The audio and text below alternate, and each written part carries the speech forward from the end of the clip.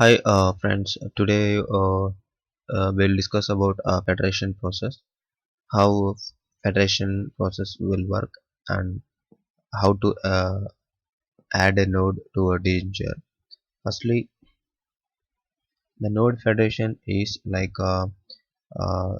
in distributed environment, there is one deployment manager, and it is used to manage application servers and multiple machines. So the way it works is you create a node agent on each of these machines, and then the deployment manager make use of this node agents to manage servers on different machines. So it makes use of node agent for making configuration changes, installing files, as well as getting PMI data. Okay, and perform this federation can be done from console and from the command line of application server bin. So the main purpose of this federation is adding the node agent to DMGR, in the sense giving the control to DMGR to monitor all the servers which are there on the node which we have added to the DMGR. So in turn DMGR will controls all the application servers which are there on the node which is federated to it.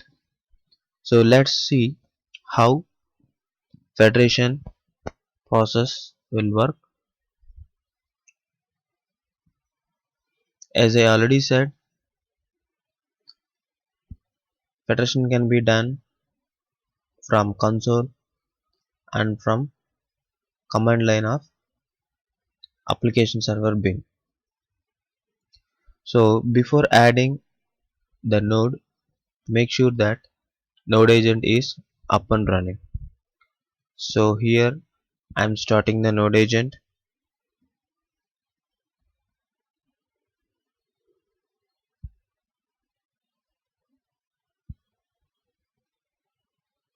So this is the command for start node.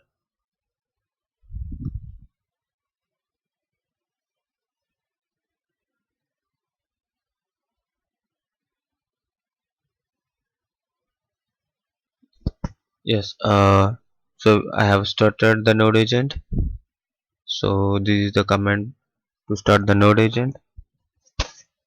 Start node.bat in Windows and start node.sh in Linux.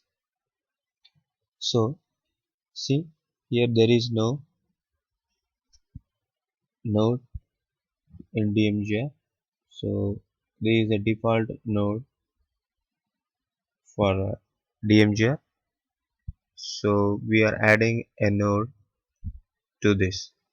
So let's federate the node from command prompt of the application server bin. So here is the command to add the node to DMGR. So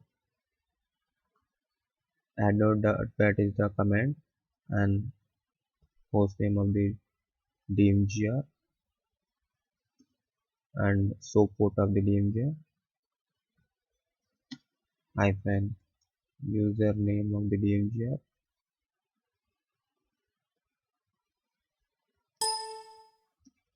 hyphen password of the DMGR. So this is the command which is used to add your node to DMGR. So let's see how the process is going on.